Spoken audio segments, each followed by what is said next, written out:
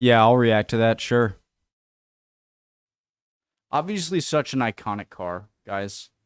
But like what's all the what makes it so iconic? What makes it so expensive? What just the interior and the engine? Does at a certain point, like any other company or like once a car gets known for being luxury and sought after, does that itself raise the price? I want to know why the Rolls-Royce is just such a big deal of a car and so iconic. Rolls-Royce makes some of the world's most luxurious cars. Known for producing handcrafted automobiles that promise a seamless magical carpet ride for its customers, a Rolls-Royce car does not come cheap. These are some of the best-selling Rolls-Royce models. 60,000. And these are their entry-level prices. Okay, right. But with virtually unlimited optional extras, upgrades, and customizations, the true cost of a bespoke Rolls-Royce has no limits.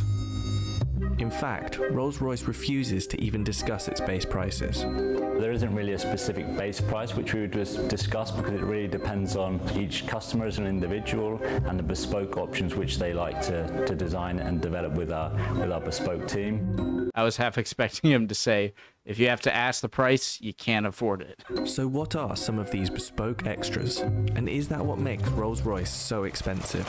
One of the first obvious starting points probably is the colour. We have a palette of 44,000 plus colours. We replicate people's lipsticks, something from your house, something you own, something you've seen. Even we've done the dog of an owner, a red setter. So we exactly replicate them, whether it be by the DNA, the chemistry or whatever. For us it's unique. It'll be registered as your colour and you can give it a name and it's yours. And if someone else has seen it and wants to use that exact finish, we have to go to that person and ask their permission. When we go to the paint shop, you'll see it's called the Surface Finish Centre because it's a bit of an An orange Rolls-Royce? I don't know about that. Seen it and wants to use that exact finish, we have to go to that person and ask their permission. When we go to the paint shop, you'll see it's called the Surface Finish Centre because it's a bit of an insult to say we're painting the car. It's more than that. You're going to have at least some layers of coat. There's primers, there's base coats, there's colour, and unusually we put on 2 clear coats of lacquer. But you could have up to 23 layers of coating, which we've done before, equating to about 45 kilograms in weight just of coat. In addition to the endless variations of colour, Rolls-Royce customers can infuse their paint. So does that help with like chipping of paint and... In addition to the endless variations of colour, Rolls-Royce customers can infuse their paint with materials to create special effects. One particularly wealthy customer went one step further, requesting the addition of 1,000 diamonds. I wanted a bit more sparkle in the finish, so it gave us a bag of diamonds. We crushed them, they were infused into the paint. Remarkably, the detailed paintwork on Rolls-Royce cars is done by hand by just one person.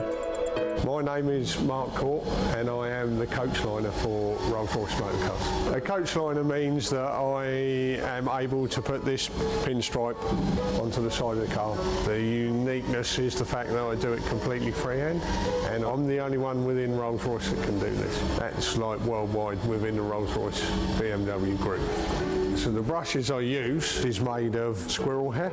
We found that most brushes nowadays are man-made, and which tends to leave brush marks within these lines. This is a natural hair. This natural hair tends to leave no marks at all. So we work to one standard, which is the highest standard. Can you like just use human hair? So we use one that leaves no brush marks at all. And if customers without a coach line decide to add one to their car, Mark is on hand to travel worldwide with his paintbrush. As normal, with Rolls-Royce, Rolls-Royce never comes back to us. We go to... The wheel is very pretty, and I love the red brake pads. Nice, clean... So, if it's in normal, with Rolls-Royce, Rolls-Royce never comes back to us. We go to it. So, if it's in Dubai, so be it. That's where I have to go. There are several unmistakable features of every Rolls-Royce exterior. the handmade grill. Pantheon grille, the self-righting wheel centers that ensure the RR logo is never rotated, The statue. and the Spirit of Ecstasy ornament. Yeah. In fact, in 2003, BMW paid $65 million to acquire the rights to the Rolls-Royce name, symbol, and the Spirit of Ecstasy.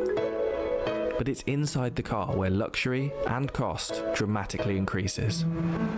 To create a virtually silent ride, Rolls-Royce adds approximately £300 of acoustic insulation around the cabin. Its tyre manufacturer, Continental, even developed special foam-filled tyres, which reduced the noise of the road by 9 decibels. The results were so profound that Rolls-Royce removed some soundproofing to avoid Beautiful. causing acoustic sensory deprivation. Okay. I like that. Moved some And I like that. soundproofing to avoid causing acoustic sensory deprivation. The dashboard of the Rolls-Royce Phantom can even become a bespoke art gallery. Customers have commissioned artists to produce all sorts of designs for this space, So including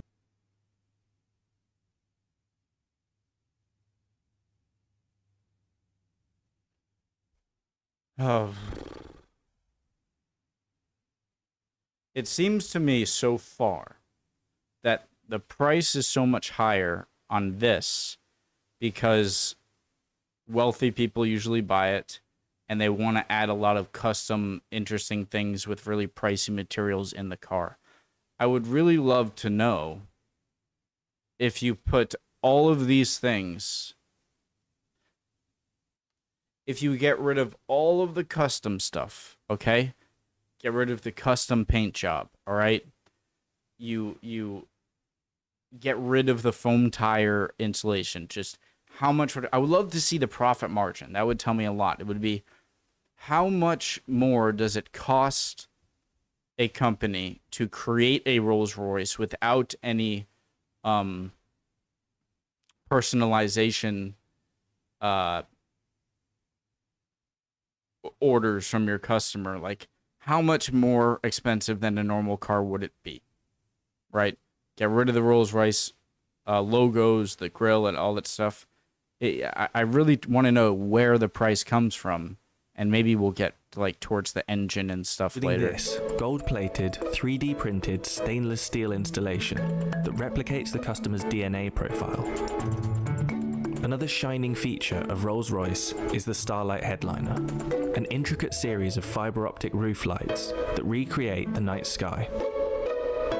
It takes kinda up to cool. 16 hours to build the Starlight headliners. We're starting by drilling it, and we perforate every single hole to thread fiber optic through every single hole. We've got up to 1,340 holes. We're doing this to achieve the stars, that are on the sky. So we're going to have the sky in the night covered with stars. If I'm paying that, I want it to mirror the exact star locations above England, or like above. It would change a bit.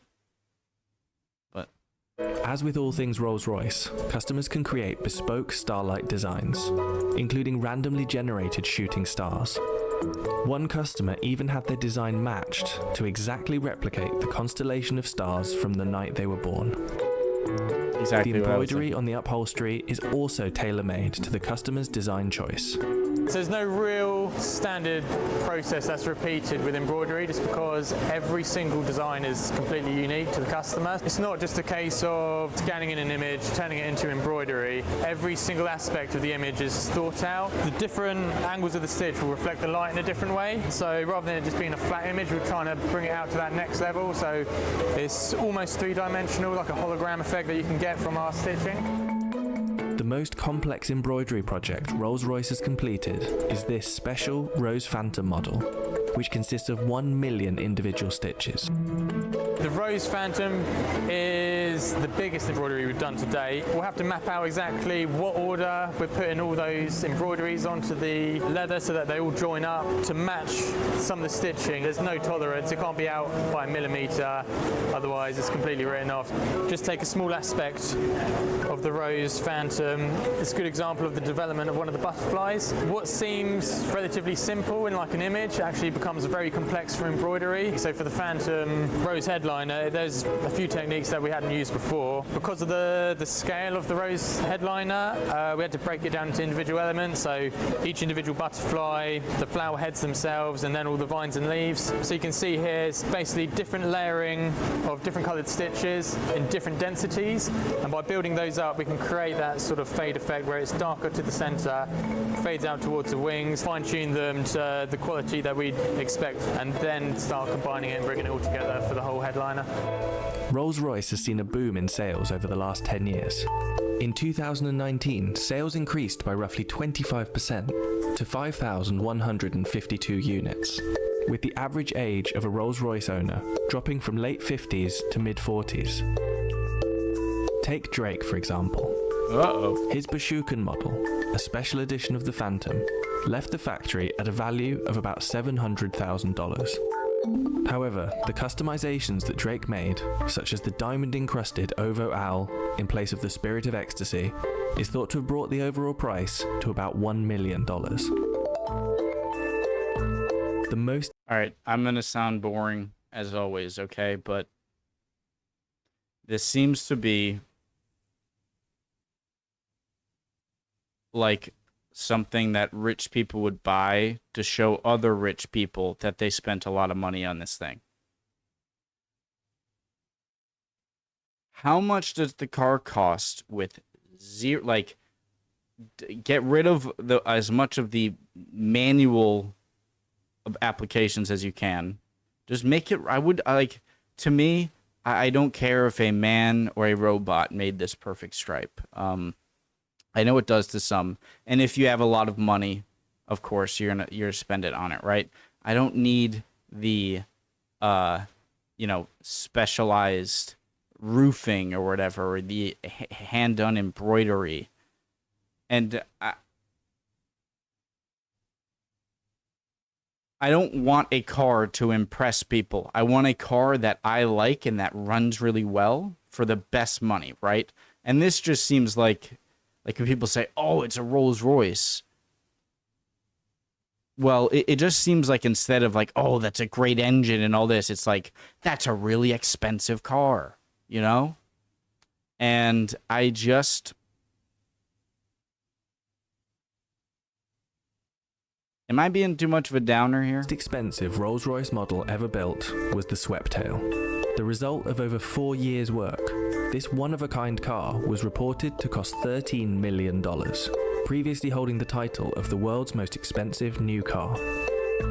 But while other top-end car manufacturers focus on speed, maneuverability, and super lightweight supercar status, Rolls-Royce cars are expensive for one reason: luxury.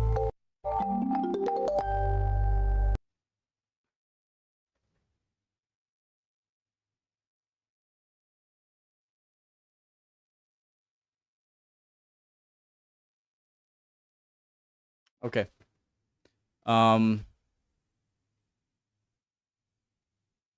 Yeah, it's really nice. I just wish I get to, look under the hood a bit more and see that's just kind of how my brain works, okay? Is that I care more about functionality than I do about fashion or prices for the purposes of wowing anyone, Really interesting though. I love learning about cars and stuff, and Rolls-Royce is obviously so iconic. Love y'all. Let me know if I was too annoying and just ruining the mood with all of my complaints, but I just... Anyways, all right, love y'all. See you guys next time. Bye.